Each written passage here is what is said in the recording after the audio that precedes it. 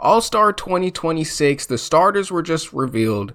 The NBA All-Star game in LA being held at the Intuit Dome in Inglewood, California. These are the All-Stars. Let's get this picture pulled up in frame. We know that this year it's going to be a USA versus the world format. And, you know, to be honest, I got the USA winning. A lot of people like to take, you know, the European invasion of the league. The league is being taken over by people, international players. Listen, you're not going to see the greatest basketball players of all time in your top 3, in your top 5. They are American players, and you can make an argument back to it saying, oh, you know, but that was back then and the league has changed and all this stuff. And obviously you look at, if you replace or if you just swap Giannis and Curry in this photo, right? You put Curry in the first row and you put Giannis in the second row, then that is literally USA versus world for starters. But they format it this way because it's the Eastern players on top and the Western players on the bottom. That's the starting, and it's confusing the way that they do it. But we are getting USA versus world for this All-Star game. I got the USA players winning. And the reason why I have the USA players winning, let's load this video up real quick of them just being announced. The reason why I have the USA players winning is because, and I know a lot of people like to say this, right? When we watch All-Star games previously, there's no grit, there's no heart. You know, the players are lazy. They're not playing with a purpose. You know, it's the greatest players in the world on the All-Star stage, and you know they're not playing in front of the fans. And I get that point, and it's all legit. That criticism is legit. But who plays in the All-Star game? It's not just the American players, right? So when you see that players aren't competitive, yeah. Have you seen Jokic in any NBA All-Star game? He's not taking it serious. Have you seen any of these Luka? They're not taking it serious. Any of these overseas guys aren't taking it serious either. So that's not an American problem. The problem is an incentive. The problem is there's no incentive to be competitive against each other. They don't want to risk injury. This is like a day off. They would rather be on vacation anyway. We've heard NBA players say this a million times. James Harden and LeBron James a couple years ago, they were like, I'd rather be on vacation. I don't even want to be here. I'd rather we don't even do this. So there's no incentive to actually be competitive against each other.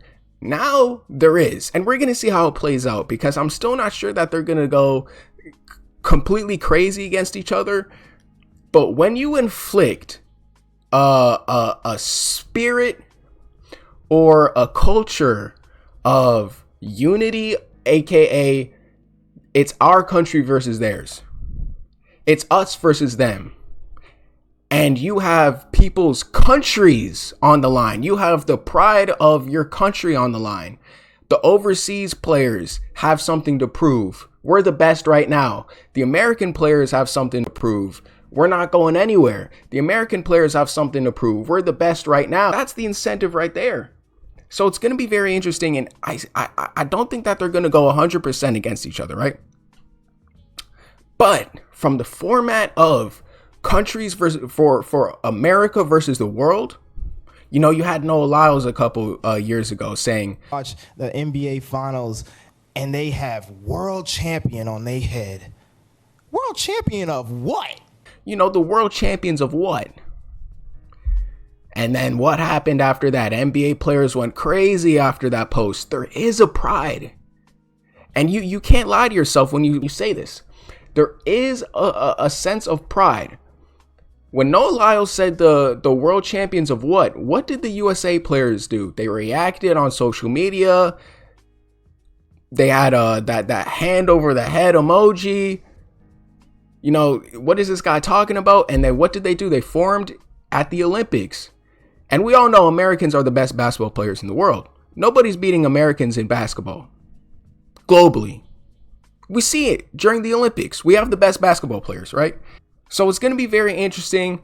to see this All-Star game. And not only does it bring an incentive for the players to play harder, but it brings an incentive for people to actually watch the game. People started tuning out of these games because it's like, all right, these players aren't going to take it serious. But when you bring like an American, now you're banding all of America to watch this. You don't want your country to lose on the grand stage. And the last factor that I'm gonna add, could you imagine if these American players go out on that All-Star stage and they lose because they weren't taking it serious? Could you imagine the backlash? What are people going to be saying on social media? They're going to be frying these geeks. They're going to be frying these characters, bro. Could you imagine if Americans go out sad on the grand stage at the All-Star game and they don't even take it serious? They're doing the half-assed alley-oops, all the flashy passing that we've never seen them do before. They're turning the ball over. They're jogging up the court. If they don't take it serious and they get crushed by the overseas players, could you imagine the dialogue? It's going to be horrible. Horrible. Last thing that I want to add to this is, this is the last thing, man. Goatman Edwards got absolutely robbed. And I don't say that word lightly. I don't. Robbed is an understatement of what took place here. Anthony Edwards and Victor Wembanyama's starter spot came down to a fan vote, a tiebreaker. Wemby received more fan votes, so Wemby in, Ant out, brutal. Now, it's not Wembanyama's fault. Wembanyama should have been a starter locked, right? Why is Curry starting over Ant? And I don't care about fan votes either. Who had the better season so far? This is the All-Star game, not the fan vote game. NBA, yo, Adam Silver, keep selling this league out. Keep selling these league out for pennies, which you love, for the little dollars that you can get. You're already a billionaire. You sell out to these gambling companies. You sell out to these alcohol companies. Every little sponsorship that you can get. These EuroLeague thing that you're starting. You sell out the NBA more and more every year. Keep doing it, Adam Silver. Let's see how it ends up. Anthony Edwards, these numbers aren't even close by far. Curry for the season so far, 27.6. Great. He's 11th in the league. 3.8 rebounds, 5 assists. Great. These numbers aren't even close. Anthony Edwards is 5th in the league, averaging the most points. He's averaging more or the same amount of rebounds. They're averaging 5 rebounds a game, and he's averaging just an assist less, but he's averaging a better field goal percentage than Stephen Curry, the guy that just scored 55 points versus the so-called next greatest prospect in the NBA on 57% field goal percentage is not a starter in the NBA All-Star game, ladies and gentlemen. Listen, neither is LeBron, and that's okay. For the first time in 21 years, LeBron was not voted an All-Star starter. That's okay. These old guys are getting slower. These old guys are regressing a little bit in their skill.